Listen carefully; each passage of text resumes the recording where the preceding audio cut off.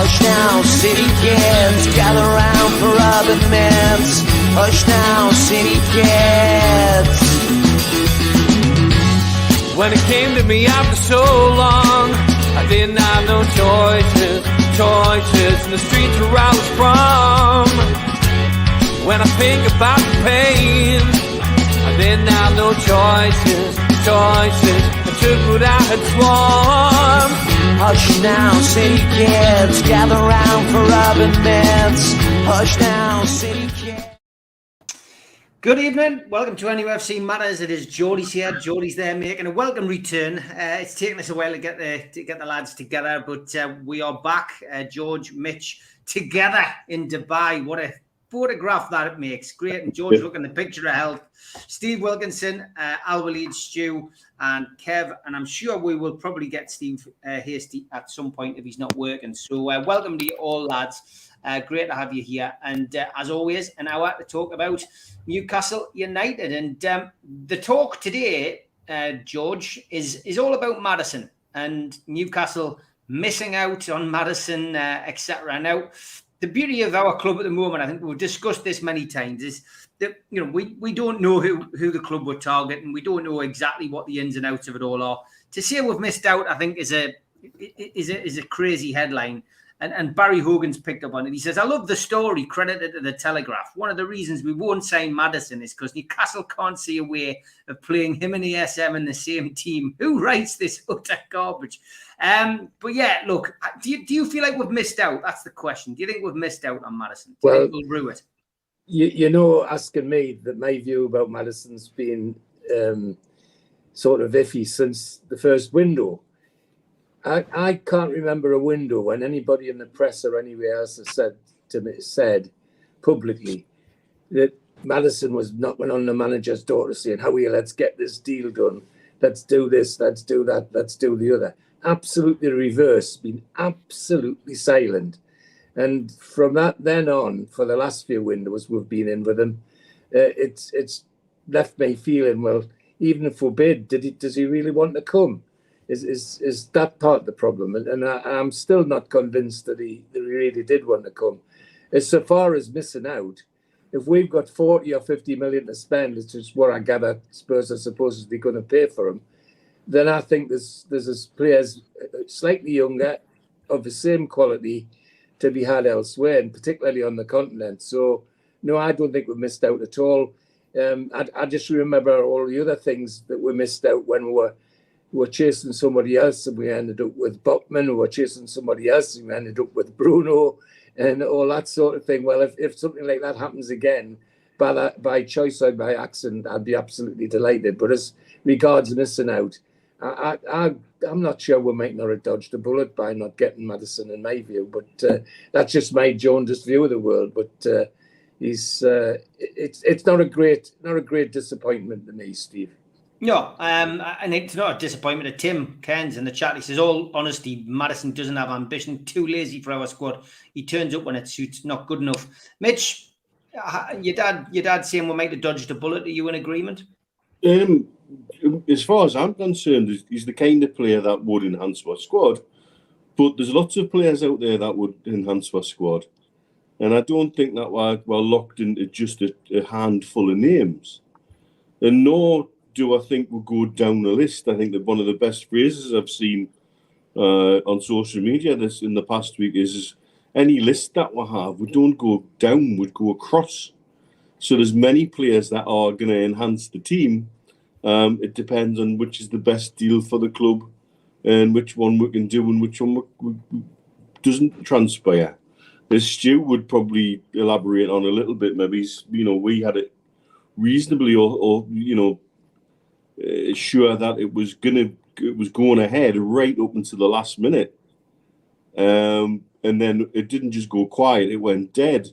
And the people who were getting that off, there was always a but at the end of the, at the end of the sentence. Well, this is sorted, but, and so there was always an element of doubt about it, which didn't give me any personal confidence in it ever materialising in reality, and it didn't.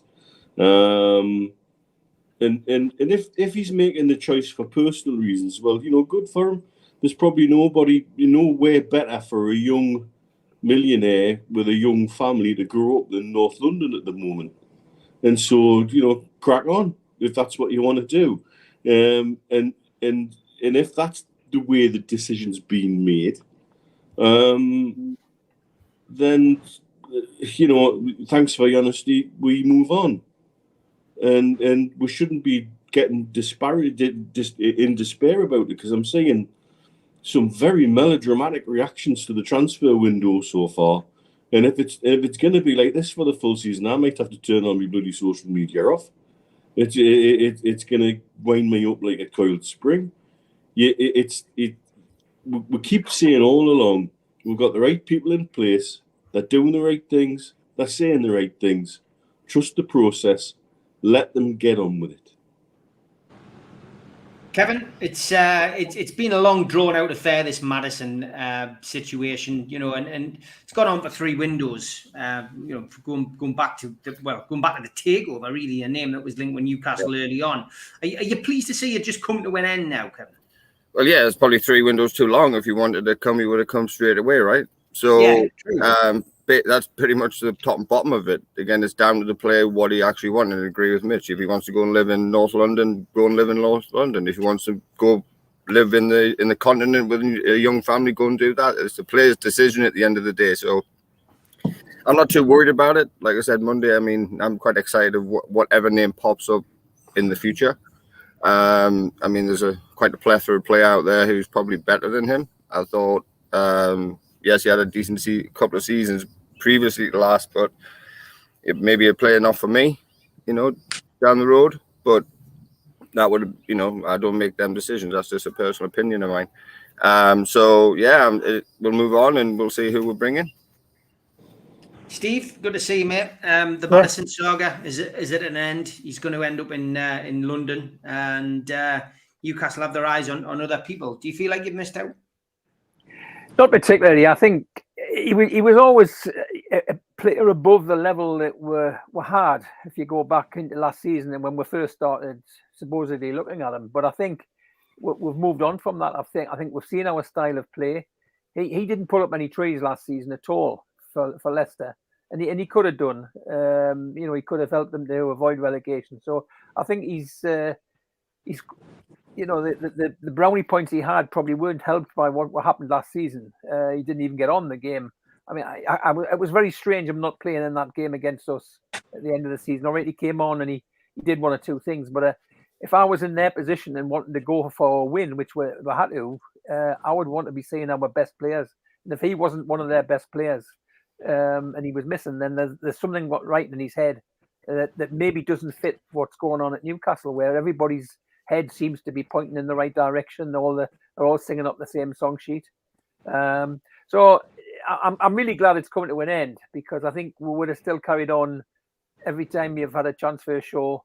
We would have still been saying, well, what about Maddison? Even if we're looking at all the other players that we've had mentioned or so far, and maybe ones that are going to come up that we've never heard of, which was the situation with Tonali until last week. So no, I'm glad it's over, and good luck to him in London.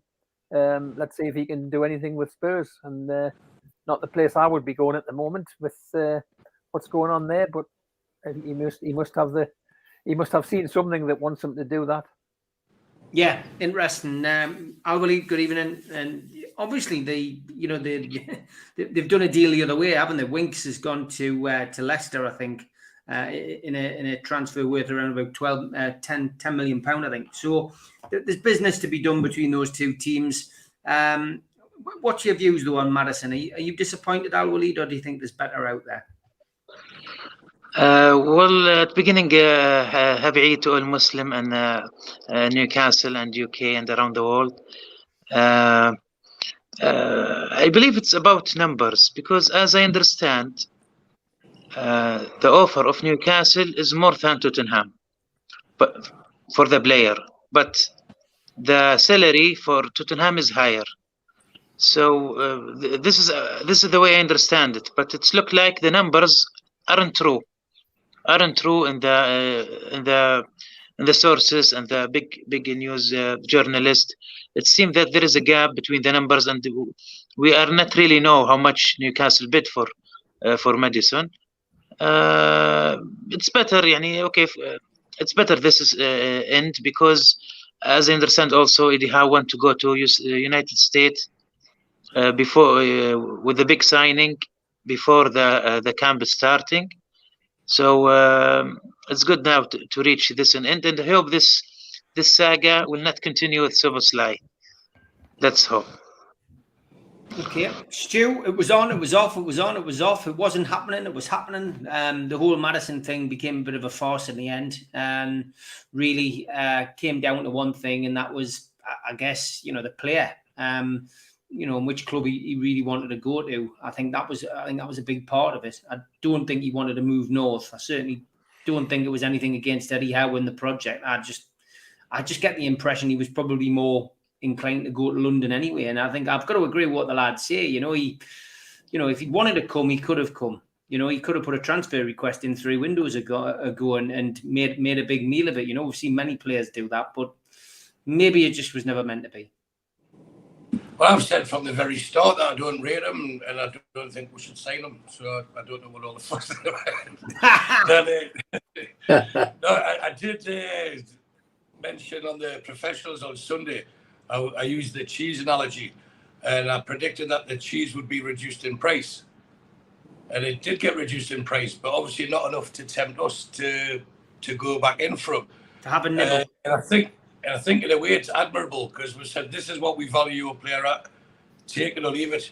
We have the money, and we're not desperate to sign players like Maddison. As much as I would have wanted him, as much as I think he would have benefited our squad, he'd give us, if you look at some of the games we drew last season, especially at home, the Bournemouths, West Hams, Leeds, I think with him, we wanted someone that could open the door, didn't we? Someone who could break the lock. And he has the potential, or he has the ability to do that. And I think 5 of those draws could have been 3 wins, and that would have given us an extra 6 points.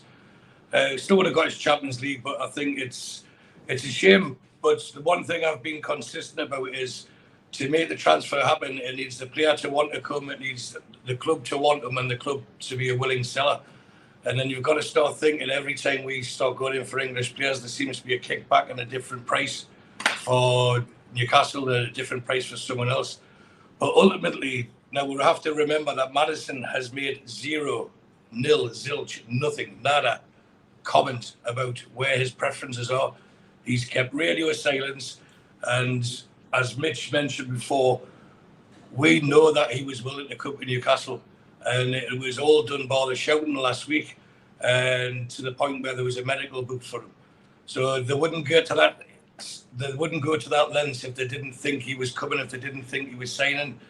And when someone offers you 50 grand a week extra, doesn't matter if you're in the Champions League or not. I suppose you've got to look and think Levy has to try and appease the Tottenham fans, because they are very close to revolting, aren't they? If pardon the pun, but it could be used both ways, I suppose.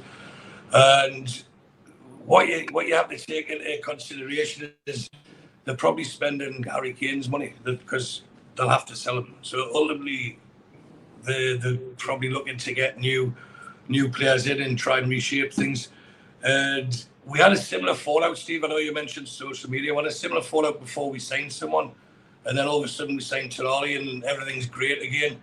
And it's becoming really tedious. Like, it's like some of our fan bases, especially on social media, it's like bedwetters or us. And we're now all experts in Hungarian football. Some people, it's incredible how he's a baller, he's fantastic, he's this. I guarantee you 1 month ago, 95% of people wouldn't have heard of him, never mind watched him. So by watching a few YouTube videos, it doesn't make him a great player. We can make any player look really good in a few YouTube videos. So my advice is leave it to the experts.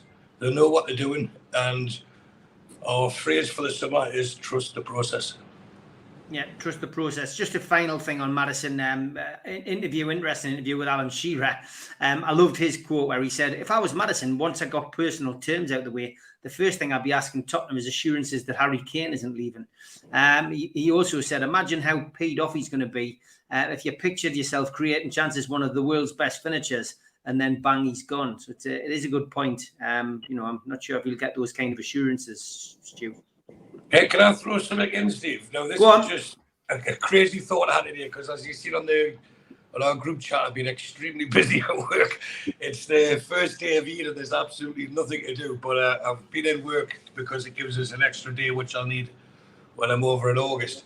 So I've had the cricket on my laptop and I've just been sitting messing about. And then I had this thought, right? I know that he's very close with Callum Wilson. So imagine Kane sells. Would we accept Callum Wilson being sold? This is a question, right? It's not any, I've been told this or that. The other. Callum Wilson gets sold to Tottenham, let's say for 20 million.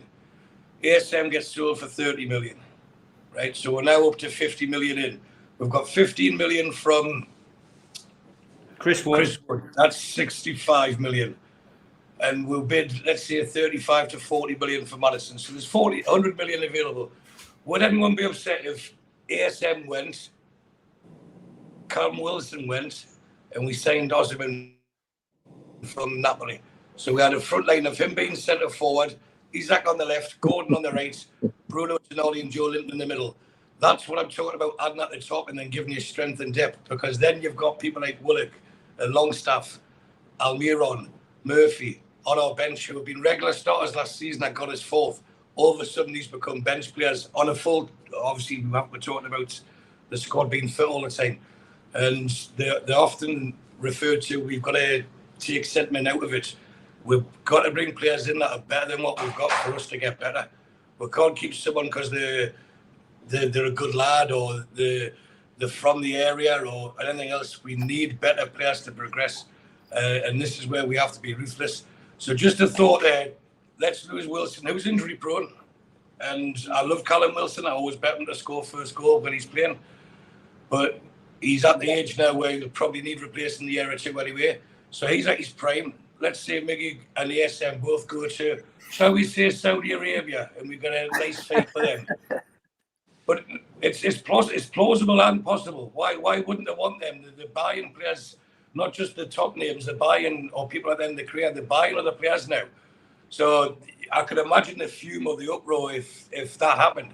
But we could get for Miggy and ASM from Saudi Arabia quite comfortably 60, 70 million for the pair. It's possible. So then you're looking at a squad. Imagine, well, not a squad, but a starting 11 with Osimhen leading the line, Isak on the left and Gordon on the right. Because Gordon will be absolutely marvellous for us next season. He'll be massive. With the three midfielders I mentioned, then they bring in someone like Lavia as cover as well. There's so much potential. There's so much options out there. We don't need to get hung up on Maddison. As much as I wanted him to sign, as much as I believed he was going to sign, I honestly think that it could be a blessing in disguise. Just like I mentioned on Twitter earlier, that for those who don't go on Twitter, last time some club tried to hold us to ransom, or an agent tried to hold us to ransom, was Ekatiki last summer. And what did we do after that? We went and broke our club record fee on Isak. So the people at the top know what they're doing, and they'll go back to the original, trust the process. Al-Walid, what are your thoughts on that? From what Stu said, would you go along with that? Would you be upset if that kind of business took place? Regarding Osimhen, I wish if we have the player, but I don't Newcastle reach this level who make this dangerous decision, because they will pay him a lot of wages, and this will break all the strategy. Newcastle now on a strategy, so I don't think Newcastle will break it until it's hardly needed, and it's very needed.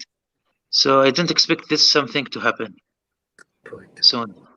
Okay, yeah, good views. Good, interesting. Steve, what about you? I mean, Osimhen is. I certainly know Keith Patterson would be cock a hoop if Osimhen arrived. It's all he ever goes on about. Yeah, well, I'm no expert on him, but I think we shouldn't get too hung up on the players we've got that we're in love with, because if we get the level where we are now in the top of the Premier League, we've got to speculate to accumulate, and that sometimes means getting rid of good players. Man City last year lost Jesus and who was it, went to Arsenal and Chelsea, and they brought in the best centre forward that was going. Well, why can't we do the same by getting rid of a couple of players? They're going to lose Gundogan this time. They missed out on Rice. They're not going for him, but they're going to bring somebody in that is going to be as good as, if not better than Gundogan when goes out. And he was a fantastic player for them. So I don't think we should get too hung up on the possibility of us losing key players like Wilson, who, injury prone. Yes, we don't want that. And as much as we love him, and he got 18 goals, which was crucial last season. It goes back to the days when Keegan sold Andy Cole, and everybody was going berserk, but we only replaced him with Les Ferdinand. And would anybody say that wasn't good business? Yeah, it's interesting. I mean, Osherman's a player which I've had to look at because, a lot of people mention him. You have to do a little bit of homework when you're doing a podcast, I'm afraid. Although most of you know I don't watch much, European football or football from around the world. But he is a good player. But I've got to agree with Alwaleed. I think at the moment, I don't know whether the wage structure is something which would affect that massively. It's a great idea, and I certainly wouldn't disagree with the players that Stu suggested that would go out to bring him in. But it's an interesting theory, Kevin. What's your view? It's a very interesting theory from a Scotsman. I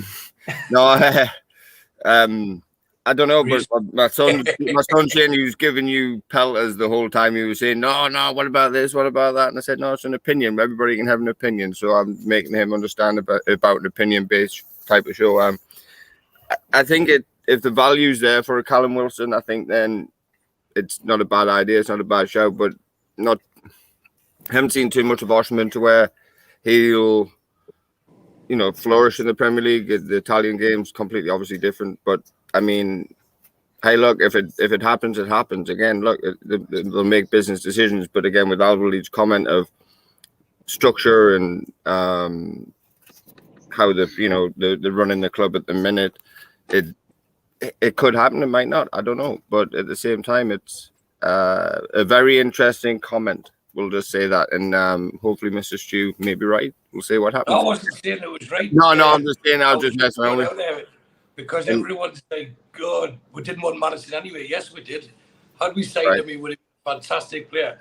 And for all those who are in favour of ASM, who has his 5 goals and 5 assists on a full season, Maddison's double that in a team that's just been relegated. Right. So he would have improved us. And this is what I'm saying. We've got to take the sentiment out and look to improve.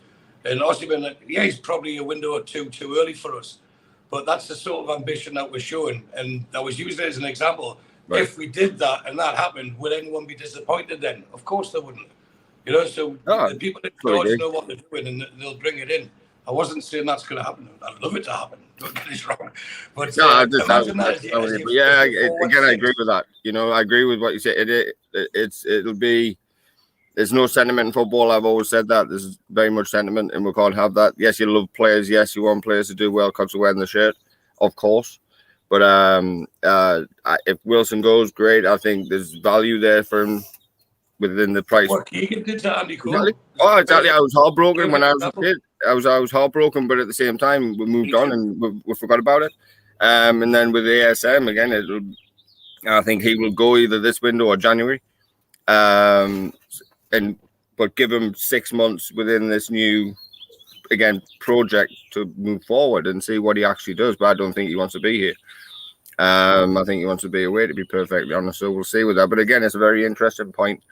My son was giving you crap a little bit about it because he likes Miggy and all the rest of it, but and he didn't like him, but that's all right. But so we'll see what happens. Mitch? The supporters of a team who've gone from the bottom of the league to Champions League position in 18 calendar months, if we can't believe that anything is physically possible, then no one can. And I think that's the way we've got to be, is they've made it very clear in the last couple of weeks. The statement that the chairman made in particular, they don't just want to be in it. They want to win things. And so the way that that's going to happen is by investing in the very best for the team. And if that means moving someone on to make room for that player, it will be done. There won't be sentiment involved in it or attached to it. And that's something we're going to have to kind of get used to a little bit. Like I said last season, we've got to learn to accept success and learn to become winners. We've also got to learn to be as ruthless as the team are on the pitch sometimes. George? Well, similar from me. I mean, I would be delighted if Osimhen was to come in, and if the management could find a way around the salary business. Well, all well and good. But Neil's right. I was really taken aback a little bit by the strength of the chairman's statement, and in as much as saying, well, we're in it not just to be in it. We want to win these things, and that if you get that from the top, that'll filter down, and sooner or later it'll get in the dressing room, and that's great. So if the possibility of having Osimhen or somebody like that into the club is realistic, then I think the management would do it. I don't think there'd be any hesitation, and I certainly would be delighted.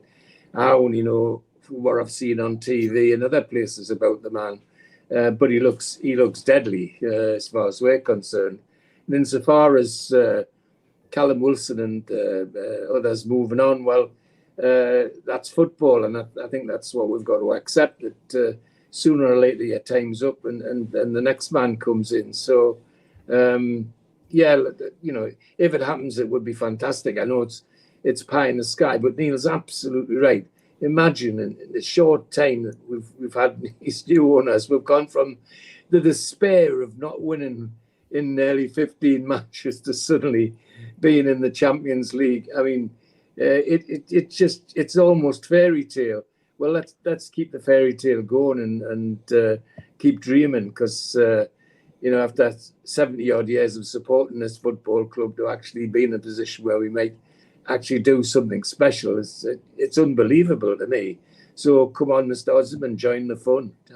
Join in the game. Be in the Telegraph tomorrow, George. Anyone's got any questions for George? Get them in the next couple of minutes. We're halfway through the show. It's time for the ads. A big thanks to all our sponsors: Skips and Bins. Telephone 0800 25 45 25 3. Email inquiries at skipsandbins.com. Website skipsandbins.com. Easy contract free and pay-as-you-go waste collection. Thanks to Mr. Vicky's sauces, which are handmade in Cumbria. Their website is mrvickies.co.uk. If you want to contact the guys, email info@mrvickies.co.uk or telephone 01768 210 102. Big thanks to New Workwear. They are an agile and dedicated workwear provider launched in 2018. For more information, go to their website, newworkwear.com. Big thanks, as always, to Media Arts for the help with the video side of things. If you want to support the channel, hit the subscribe button, become a subscriber today. Hit the thumb up under the video, which likes the video, and click share to share to your other social media. Click join if you want to become a member of the channel for as little as $1.99. Or take a one-off payment for the cult membership. You can get in via this QR code if you've got a smartphone, or look for membership pack on the website, nufcmatters.com. What do you get for your one-off £25 payment? You get a scarf, a pen, and a cup, and a membership card, and entry into the monthly draw. Don't forget, if you want a car sticker, all you need to do is subscribe to the show and then email John at NUFC Matters, and he will post you a free car sticker out. We're also available as a podcast on iTunes, Spotify, and other podcast providers. And we also support the food bank on this channel. NUFCfansfoodbank.co.uk is the virtual matchday bucket where you can make a virtual donation 365 days of the year. The new Alan Shearer raffle is underway. 150 tickets at £1 a ticket. You could win a limited edition signed Alan Shearer ball from the 260 dinner. Enter now at nufcmatters.com. We've got a few events coming up. August the 5th sees Gavin Peacock at the Tyneside Irish Centre. Tickets are £10, and you can get them now from NUFCmatters.com. Our Christmas event takes place on the 7th of December at the Tyneside Irish Centre, and that's an evening with Frank Clark. Tickets are £15 and available from NUFCmatters.com. Finally, Waddle, Keegan, Beardsley and friends. The class of 84 is on at the Tyne Theatre and Opera House on Westgate Road in Newcastle on Thursday, January the 23rd. Tickets are now available from the Tyne Theatre and Opera House.co.uk or telephone 0844 2491 000. That's the box office telephone number 0844 2491 000. Okay, as always on Geordies here, Geordies there, we have Ask George.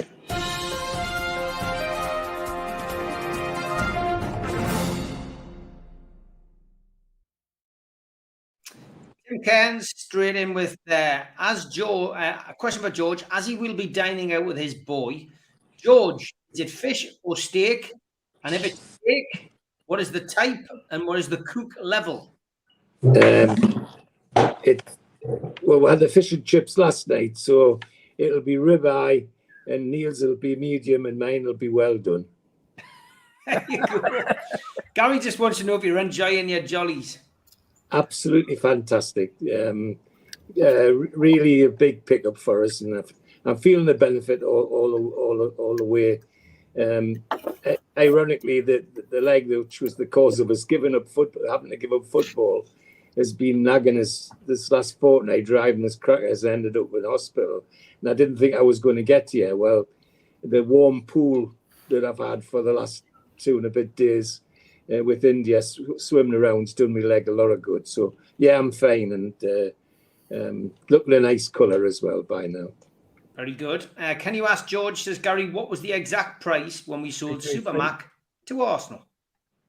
333,034 pence. It's a great story behind that. If you want to listen to it, listen to the Supermac programme that we did with Malcolm. It was one of those Q&A sessions. He gives the reason behind that, but it's a great question. Well, we went over it when we did our yes, those were the days as well. Those were the days as well. We did, yeah. Barry Hogan says, question for George: who would have done better at Newcastle, Pele or Franz Beckenbauer? Oh my goodness, Pele by a mile.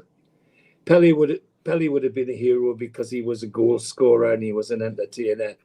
The sort of thing the Newcastle fans have always revelled on. And Beckenbauer, great player, but defensive player. No, Pele would have been the one and would have been outstanding. As I said, that's the sort of player in my time supporting the club. The fans have always liked. Unusual thing about Newcastle fans, I've seen great players play us off the pitch, and when they've left St James's Park, Newcastle fans have applauded them, not just the team, and that's unusual. You don't get that many grounds, I'm afraid. So Pele is the short answer. Chippers, always with an intellectual question: red or brown sauce? Red, usually Chippers.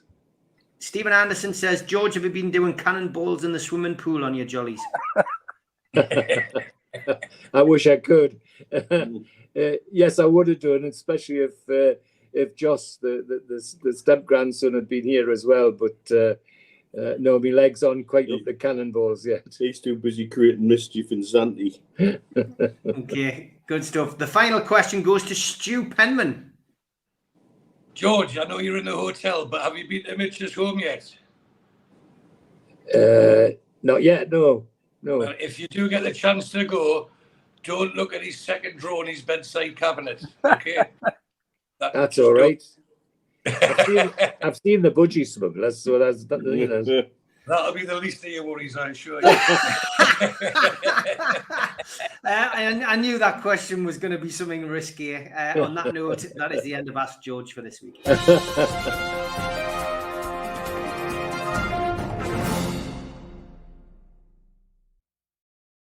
Great stuff. Thank you to Broken Flask as well. Says, thoroughly enjoying the show tonight, guys. Great stuff. So on point and genuine. Love it. Well done, lads. And P.S. I hope it's not too warm out there for you, George. Thank you very much. No, I love the heat. I love the heat. He does definitely loves. He does love the heat, which is great. Okay. Tom Dixon asked a question early on. I don't like to miss Tom's questions. He's a never present and is always promoting the show for us. He says, Do you think Szoboszlai will come now with their asking price? Bit of interest from Liverpool as well, isn't there, George? On that score. And I mean, again, we don't know whether Newcastle are genuinely interested in him, but I don't think the asking price would put them off. And I think that think once Newcastle have their mind fixed on somebody, they'll go for the they'll go. Yeah, I think all of that, including the Liverpool interest, is by the by. If Newcastle want Szoboszlai, then that's who we'll get, and neither Liverpool nor anybody else would stop when I'm quite convinced of that.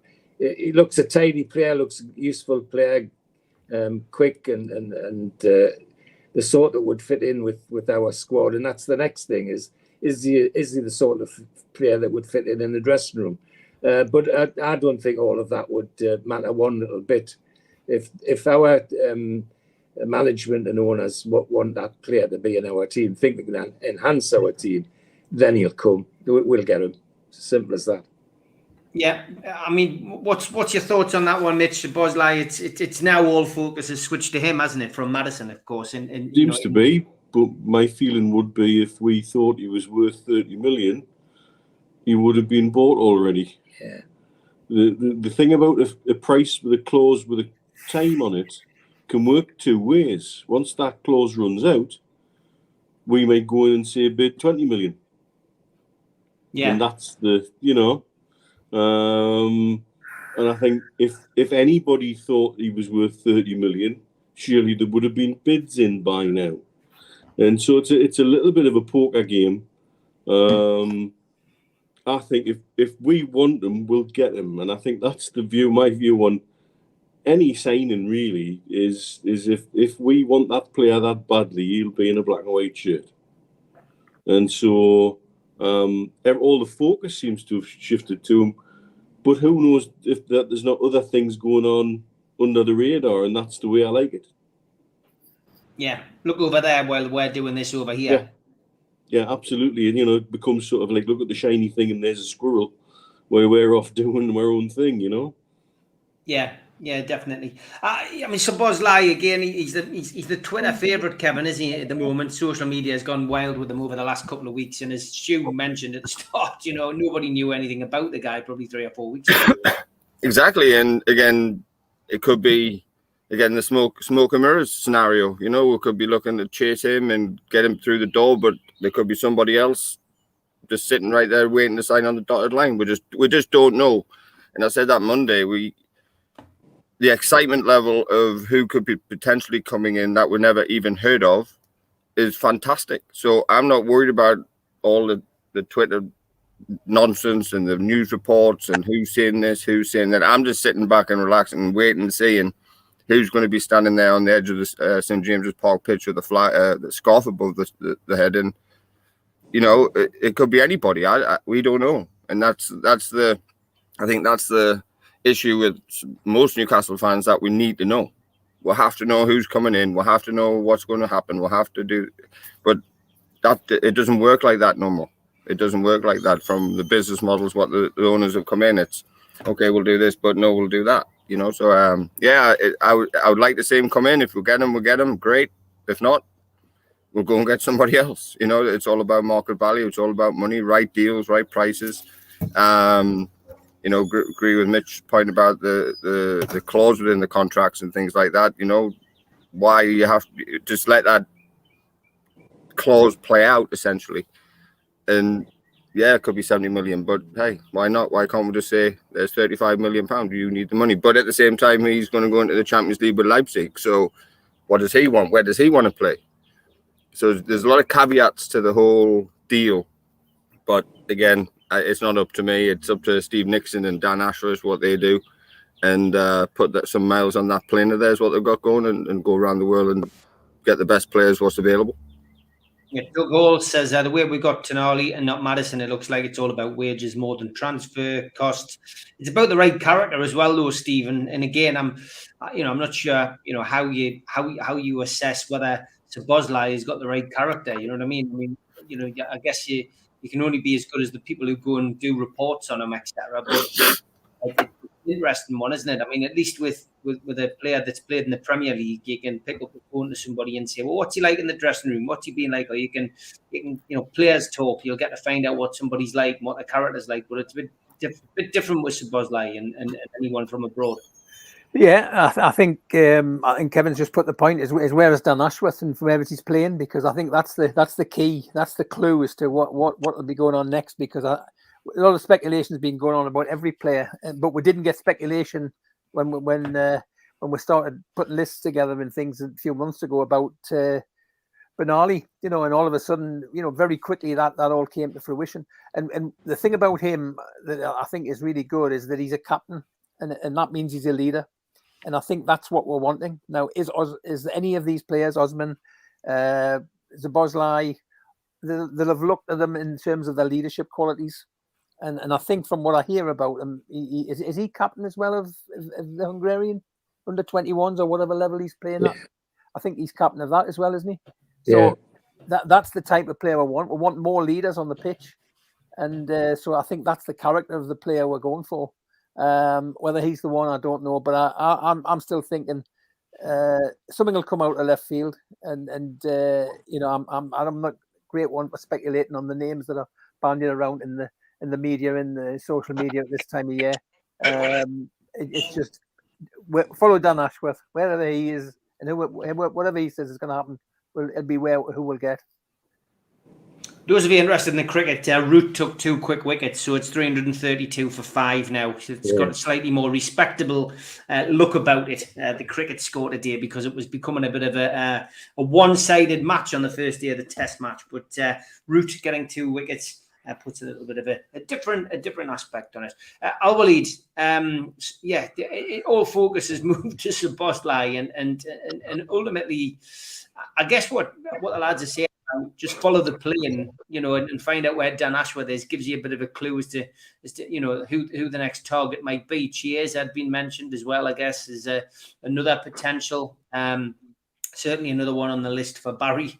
But I mean, Szoboszlai is. Do you think that one is another, another false trail, maybe? Well, I totally agree with Dr. Nel says, and pretty much he said everything I want to say. But I will add that this 70 million is making no sense. The release clause will end after 3 days. It doesn't make sense because the player have more 3 years in his contract, and he's young, so the release clause should be more, not off. So it's like more funny, really. It doesn't make sense. So that's why I agree with Dr. Nel. It's look like it's like gambling or poker. It's like a scam putting this price. So what does it mean for Leipzig? Does it mean that we need more to get for you to get the player? It doesn't make any sense, really. I don't know what the point of it. I think, and a lot of fans I read on Twitter, they comparing to Isaac's situation. He appeared in the beginning of the window, and we signed him in the last days, and they expect a similar scenario. But for me, I'm not really sure about Liverpool thing, but it looks like it's. I'm comparing the Leipzig player and the German. Okay, I mean Leipzig, Stu, are resigned to losing him. I guess again, a lot of the media reports, both home and abroad, have said Newcastle are the favourites, but the price I think will be the issue. Newcastle may tempt them with an offer, but again, maybe it's after July the 1st. As you mentioned, that there's a twofold answer here. You mentioned that Liverpool were also interested, and then the bedwetters come out, or we're going to lose another signing, but there hasn't been concrete links to him. That doesn't mean that we're not going to sign him, but we are wanting prime players. I think that's been established. So if we're wanting prime players, of course there's going to be competition from the top teams because they'll want them as well. And that's the circles that we're now moving in very quickly over the last 2 years. We're now dining at the top table, wanting the very best players and trying to get the ones that suit our rise and also suit the, I don't like using the word budget, but they don't want to be paying too much too soon, which can upset the camp.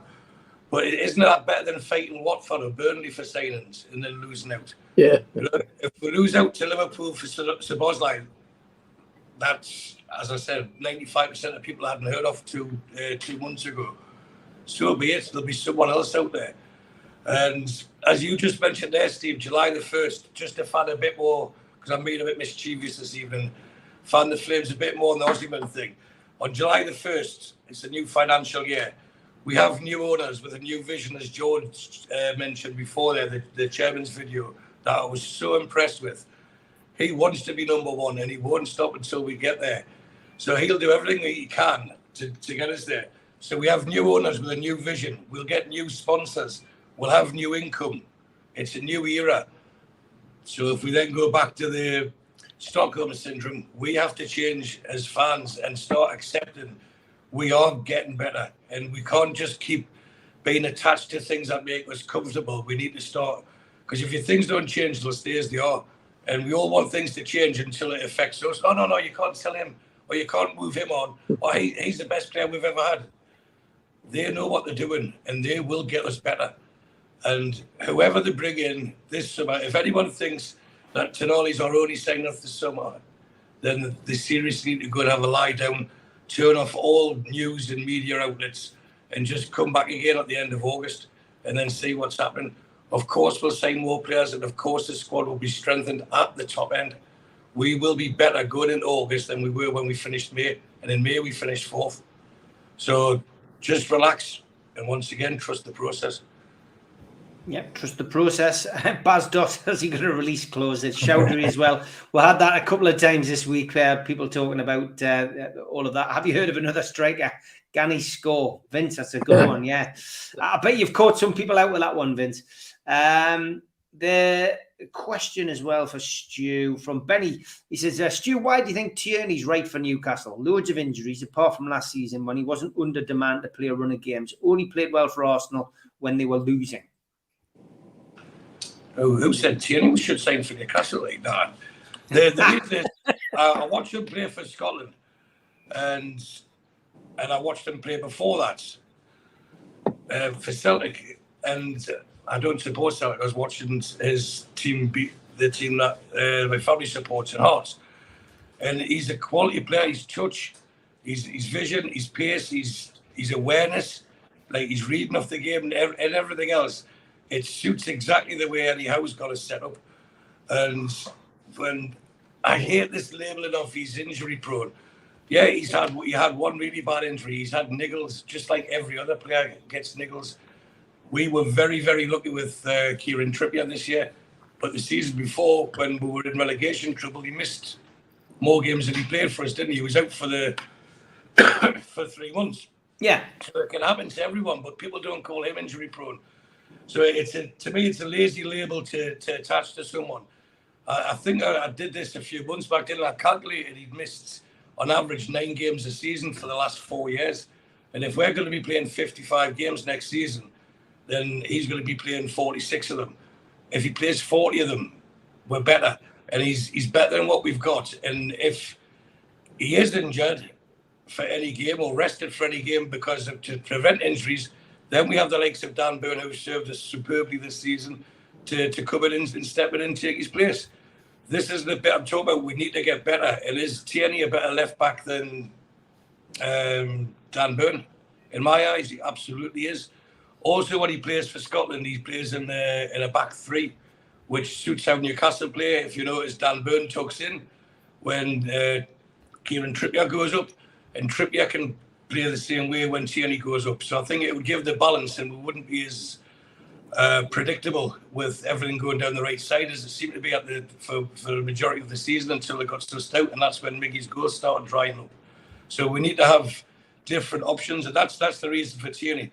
believe me, I'm no supporter of Celtic. So for me to say these things about Tierney, he's a cracking player, and I would love us to sign him. And then, not to say I told you so when he plays well, or for watch people eat humble pie, but I'll take a bit of satisfaction of being surprised about how actually, how good he is, to be honest. That's why I want Tierney. I think he would suit our system, our style of play, and it makes sense. He's not getting his games. Shevchenko is getting his. He's the captain at Arsenal.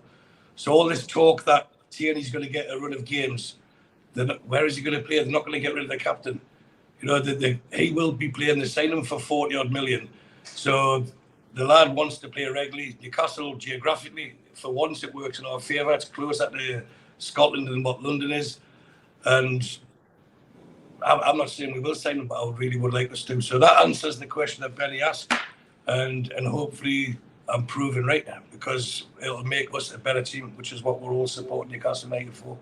Okay, I've got about 10 minutes left. I'll come to you, Stu, anyway, on this one as well, and then we'll move back around the board. Just Alan Pardew's interview, fascinating interview, I felt.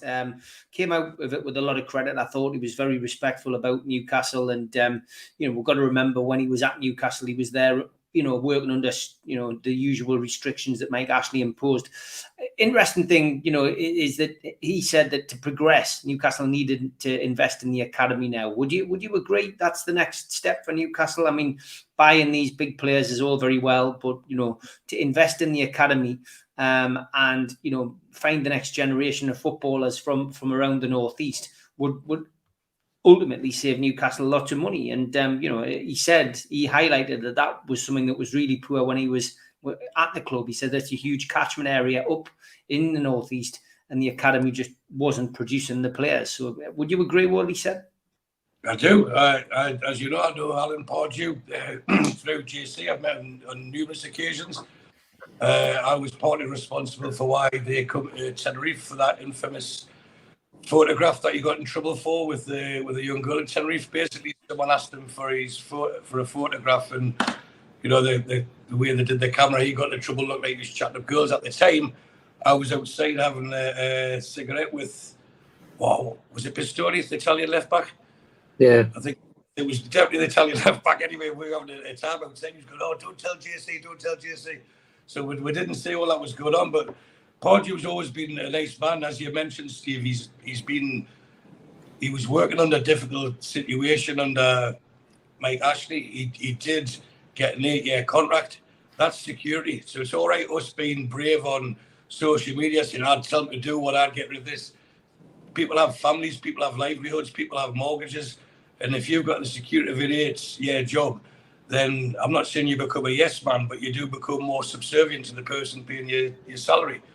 And he was the last manager to get us into Europe, if I'm not corrected. And that was with a squad nowhere near as good as what we've got now. So, of course, it makes sense. We add at the top, and then we need to add in the youths. And that seems to be the way we're going. And I think that's the way the club want to do it. Hence the signing of Dan Ashworth. He's got an eye for recruiting young talent. He's got an eye for getting good players in on a lower price.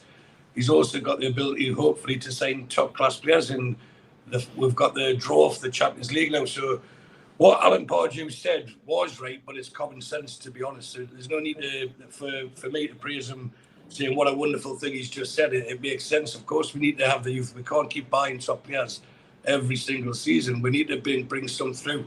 And there's not many going to come through that academy as it stands. Maybe Miley will be the next one, but there doesn't seem to be much noise for anyone else apart from that.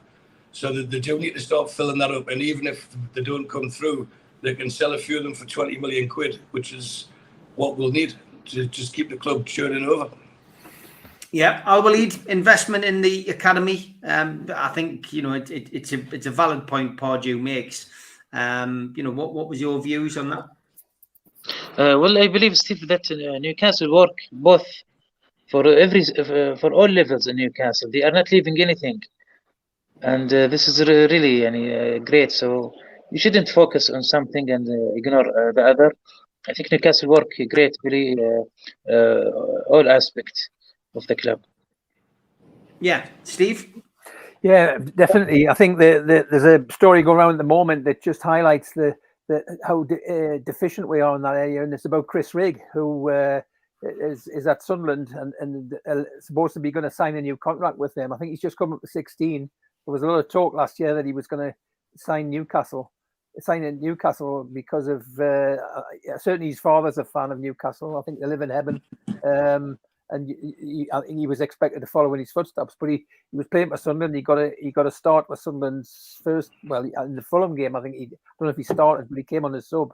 But he's about to sign a new contract for Sunderland, and at the moment, I think at that age, Sunderland are ahead of us. But that's got to change, and I think it will change very rapidly because the fact that they're bringing in the next level, we're signing the next level of player. We've got the Australian lad, we've got I forgot his name now, the guy we've just sent out to Feyenoord. We're buying the 18, 19-year-olds because we haven't got an ability to develop them yet. But we've got to create the academy that's going to turn the 15, 16-year-olds into those players so that we don't have to spend any millions of pounds on them. And so that we get people like Bobby Clark not going to Liverpool. We get Chris Rigg, if he's a Newcastle fan, coming to Newcastle instead of staying at Sunderland when, you would like to think the prospects that we could offer him going forward of getting into the first team are way ahead of what he'll get down the road. Yeah, investment in youth and the academy is important, isn't it, Kevin? You obviously work with young players in America, but it is important, and I think I've mentioned when we've done shows together about the likes of Redheath boys, Wall's End boys. Just tapping into the local boys clubs is massively important. Absolutely, and you missed Cramlington Juniors there, by the way, because that was my team. Cramlington Juniors. Tell Magpies, Lean Rangers. No. But since I work in the game, we as a club, who I work for, we create a pathway to be a pro, and that's what Newcastle United need to do. There's no pathway for a young player.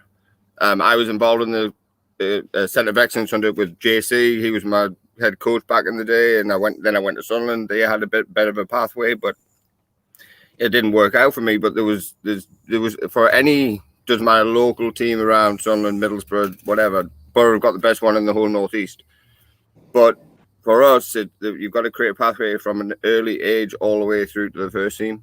And you've got to shine a light on the first team to get them there. But for me, it's got to be a good philosophy from Dan Ashford, what he wants. Good coaches to adopt that philosophy and build is a foundational idea of young Geordies, essentially, or from across the Northeast or within England and Scotland, to build a foundational aspect. Then you can buy and then you can invest. But for me, it's more investment in like the first team training ground, the academy training ground. That was there it's been there 20 years near enough when it was first built, and it was revolutionary at the time, but that again needs upgrading. They've got a lot of things what they can upgrade in that department, in the sports science world, in the technology part of the club. So there's other areas which they need to invest in versus just players, but invest in better coaches. I know Graham Carrick for one, and I played with him for years, and he's at the club now, and Chrissy Moore and others who I played with back in the day when I was playing it over there, who are now working in the club. Yes, good coaches, good lads, but are they going to take the academy to the next level? Maybe so. We don't know, but that's what we've got. That's what we've got to look at versus just spending 5-10 million on a lad from Gambia or wherever. So there's got to be an infrastructure in place for a pathway for a local lad from wherever, say, just Cramlington Juniors, jumping into the club, the academy system, to how can you get him there? And that's Dan Ashworth's job, and that's the biggest job that Dan Ashworth will have alongside Steve Harper, to get the next best crop of any age group, it doesn't matter. Both boys and girls, by the way, because obviously they went full time, so we've got to develop that too within an academy setup as well. So there's a lot of caveats to infrastructure within an academy. Yeah, I agree. Rice Burnett said something in the chat as well, Mitch. Steve, for Newcastle to develop in youth, we need a top under-21s manager. We don't have that, or a top under-21s training staff. We are abysmal in that league. And Rice Burnett continues. Newcastle under 21s won 4 games all season, lost 16 out of 22 games. It's embarrassing, Steve. We just signed kids, and we don't have decent coaches. Quite a damning set of statistics there, and an opinion from Rice, which is quite strong. If we put my suggestion on, just further down the comments. I can't see it, mate. Oh, I've got it there. Lee Clark. Yeah, got it. Okay. Perfect for it. Yeah, I mean, look, I think as well, before Mitch comments, I think there's a few lads. In fact, I know there's a few lads who probably put the CVs in, but at the moment, they haven't had the option. Lee Clark would be ideal. Nobby Solano is overqualified for that level, but would be ideal. I'm sure the club, again, Rome isn't built in a day. I'm sure the club will eventually move towards bringing ex-players in. Nikos Davies would be probably good in some department. He's had experience at clubs, but you can't get everybody involved. That's the other side of it. You know what I mean? And they'll have to get it right. But yeah, I get what Rice is saying. Mitch, what's your thoughts? Quite strong views from Rice in the chat there. And understandable, given we know what's gone on below. We know that Ashley's and Newcastle United was a ghost ship in every way. We've lost and missed out on a generation of players as a result of it. I've got no doubt about that. Having seen when we were still in the UK, Joss playing for Morpeth, feeding into the Newcastle system, and then when we moved to County Durham, when you started playing for Anfield, going into Sunderland's system, I know which system was better, and it pains us to say it. And that's, thick end of 15 years ago. And so, it's quite patent. We've struggled for years at that level, and it needs, in my opinion, and has needed for a good while, a real root and branch reform, so we can bring players through, so we can give them not just football and education, but pastoral care, so we can develop people, not just players. There is so much missing in what we could be doing and interacting then with the community. And there are so many ways that the foundation could be involved in so many other things. And it's a big, big, big, big job. And getting the right people in to do that is a challenge in itself, I'm quite sure. But also something I know has been looked at by the ownership as part of coming in, that there's a big hole missing at that developmental level that should be, and quite rightly, filled with kids from all over the northeast. We should be challenging Middlesbrough in their system. We should be challenging Sunderland in their system. And we shouldn't just be challenging them, we should be better than them. But that's going to take time. And I see the benefit. This is the level where getting former players who know the club inside out, who know the area inside out, this is where they can give back to the club. This is where the club can benefit from that. It's not at the very top. It's not at first team level. It's what happens below first team level. That's where they can start to add to the DNA of what Newcastle United is. And then we're putting players through who are enriched in the whole heritage of the club and the DNA of what we were and what we now aspire to be. And I think it's really important that former players are brought in to help bridge that gap. And Kevin. George, you came through the ranks at Newcastle, albeit a few years ago, but they do need to get it right, don't they? Well, and the other point I'd make there is that I was one of hundreds who are waiting to go through.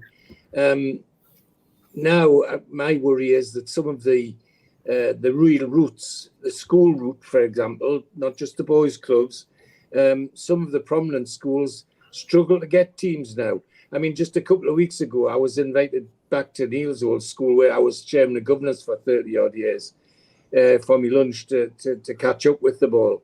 And to go to the head teacher's room, you walk along a corridor, and some of the past students' shirts and pictures is on the wall. Michael Carrick and his brother, Steve Watson, Alan Thompson, you know, I could reel them all off, and they all went from Burnside up to Newcastle United. Some of them went via Wallsend Boys Club, but they went straight from Burnside, quite a lot of them. At the moment, my understanding is from the PE people they struggle to get 11 to play on a Saturday. They struggle to get 11 to play on a Saturday. So that's got to, you know, it's got to go all the way back to there. You know, Neil's comments about the Sunderland thing. When Neil couldn't take Joss to his matches when they lived over at Concert, I used to go over and take him. And I was amazed that every match I went to with Joss, there was somebody connected with Sunderland on the touchline, taking names and making notes. And never seen that on the other side of the water when he played for Bedlington Juniors and all that sort of thing. So yeah, we've got some catching up to do, but I'm sure it'll happen. And I finish with a slightly funny story, but me 3 stayed in hospital at Cramlington the other week. There were 1 or 2 fans of the platform, Steve, I've got to say, who came to say hello to me when they seen who I was. But they'd obviously been talking in the staff room, and some young nurse had heard them and got the impression that I was somebody special to Newcastle United. And she couldn't wait to get into my room and come and says, my son signed for the academy. My Andrew signed for the academy, for Newcastle Academy. I says, that's great. Look out for him. I says, how old is he? 7. So I thought, well, okay, we'll keep our eyes open for him. But at least it's a start. It's a small start, but at least it's a start. You know, as I say, my worry is that we've got to get down past the roots and get back into things like school football and make it competitive, because that's where I got involved. It was my route in was via my school and via Wallsend Boys and Northumberland Boys, which we always used to see, and nowadays they struggle to get those teams up and running. It is my understanding, and that's something that perhaps Newcastle could help them with.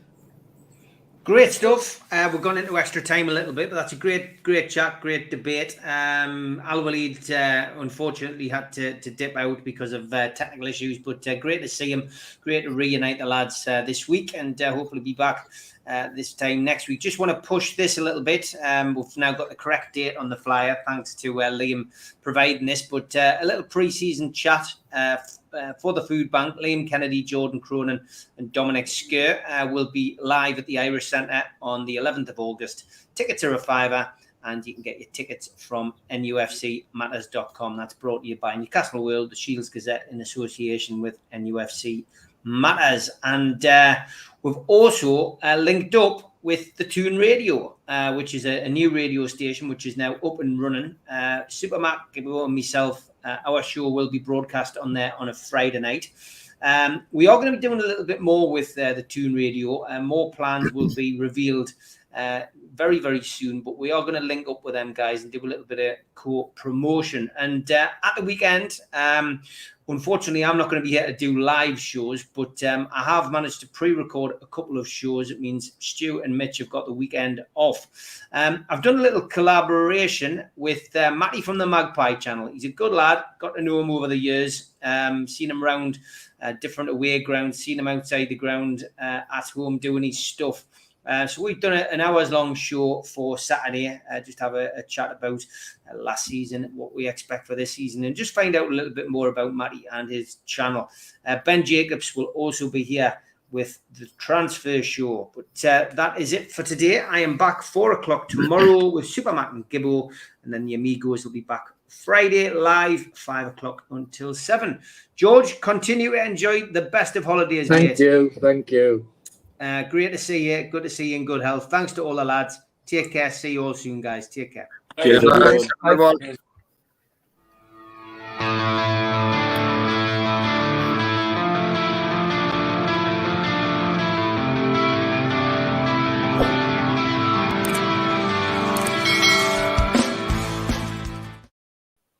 We still do 7 NUFC Matters show a week for free. But if you want to help support NUFC Matters, then there are a few ways of doing it. Hit the like button on each live broadcast and video. This helps the channel grow.